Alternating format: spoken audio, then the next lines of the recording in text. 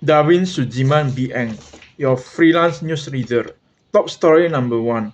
Artificial intelligence, good or evil?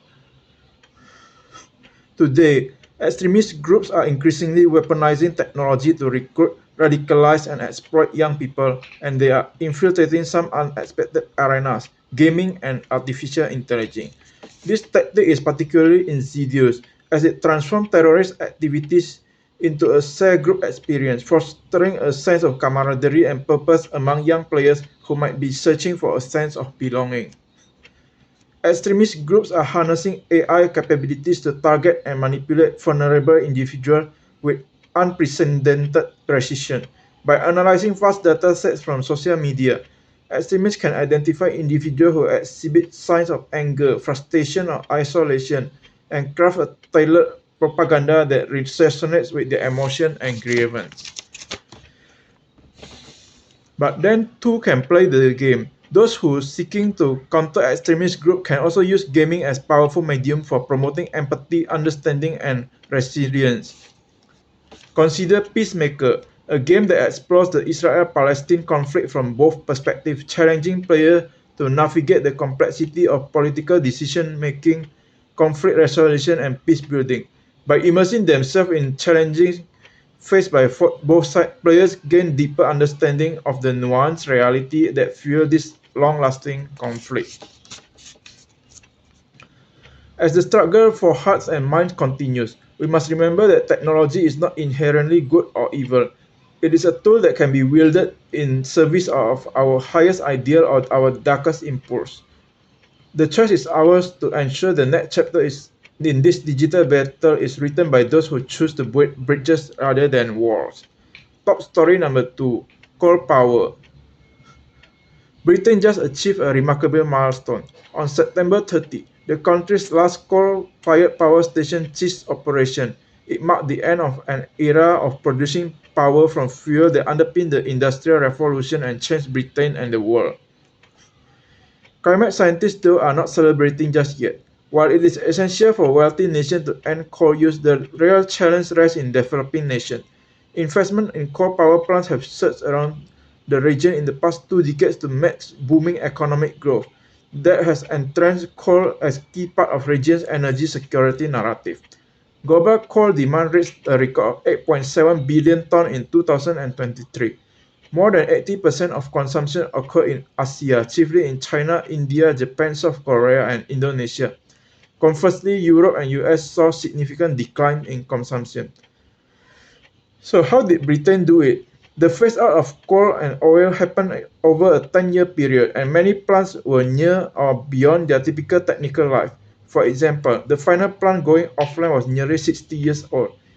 In Indonesia, by contrast, the average age of this asset is just 12 years, said Mr. Elzinga. The most critical step, especially here in Asia, is to set legally binding targets. Never mind the level of ambition, make those targets legally binding and enforce regulation, said Ms. Xia. The next energy revolution is already here, and ASEAN have a chance to grow cleaner and greener and reduce the threat of climate crisis at the same time. Doing so will unlock trillions in investment dollars and usher in green economic revolution of its own. The region needs to leave its game before it can bid goodbye to all king coal. Top story number 3. US labor force and Israel. The much anticipated labor strike at ports along US East and Gulf Coast has begun, and the impact is a bit anticlimactic for now. Counting on the union and alliance to work out the impasse in just a few days is not a strategy. The two sides are far apart on several issues, including wages, health benefits, cameras in the workplace, and adoption of new technology. The union broke off talk in June, and amid mutual recrimination, no progress has been made since then.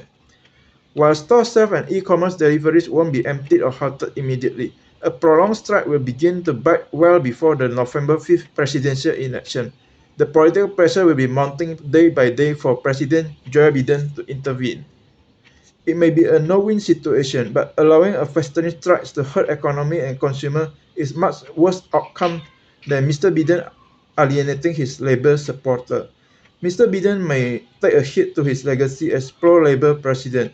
His legacy would be damaged much more if he gives Trump a leg up on his way winning the presidency. Back in Israel, the Netanyahu government readiness simply to ignore the wishes of its closest ally and security guarantee stem from a paradox at the heart of US policy. The Biden administration can and does urge Israel to show restraint in Gaza and Lebanon, but it will always protect Israel from consequences of escalation, citing the overarching commitment to defend it from Iran and other enemies. As a result, Israel government understands that defying the Biden administration is almost risk-free. Nonetheless, the current perilous situation could be a bad news for Ms. Harris. U.S. Republican presidential candidate Donald Trump liked to claim that the world was at peace during his presidency, but that the weakness of the Biden administration has led to wars in Europe and Middle East. This latest escalation suits his narrative perfectly. Every time there is presidential election in America, there is speculation about a possible October surprise that upturns the race with only weeks before the vote. Israel and Iran have just delivered this election October surprise, and Trump may be the beneficiary.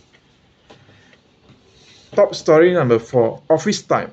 In Singapore, many companies are urging employees to return to office despite rising demand for flexible working arrangements, particularly among women with caregiving responsibilities. Flexible work options are not just convenience, but a necessity for a growing proportion of the workforce. Forcing employees to return to office will significantly undermine their sense of autonomy, a crucial element in driving workplace engagement. Managers could start by looking at meetings. A recent survey revealed 44% of Singaporean workers believe they spend too much time on meeting and email, the highest percentage globally. Singapore employees report spending average of 36% of their work time on performative work, which does not contribute directly to company goals, but it does done to appear busy. Singapore companies need to focus on a new approach. One of my brightest students, a computer engineer, recently said his frustration to me. He spent most of his office hours coding without interacting with a single person. He is not alone. 67% of Singapore employees report spending their time at desk working alone. Gathering. If organizations fail to invest in the quality of office interaction, they risk undermining the very creativity they aim to cultivate. Savvy, a Lyon-based IT service company, has revolutionized the office experience by blending work with sports. Its headquarters resemble more a sport complex than traditional office, featuring facilities like gyms, basketball court, football pitch, on the rooftop a pool.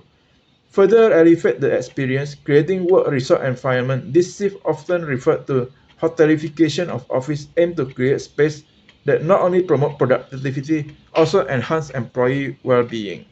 Top story number 5, workplace well-being.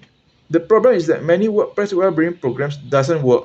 A British study which looked at 46,000 employees from 230 organizations found there was no evidence a range of common workplace well-being initiatives, including mindfulness and stress management class, one-to-one mental health coaching, well-being apps, or volunteering work improve their employee well-being.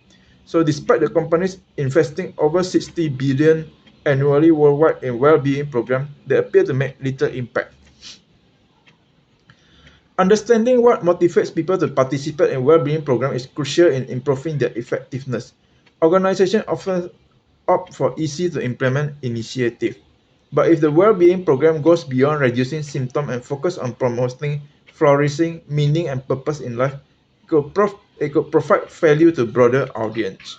Research shows that people who have higher genetic predisposition towards change are more likely to benefit disproportionately from this program, and their positive effects tend to last longer.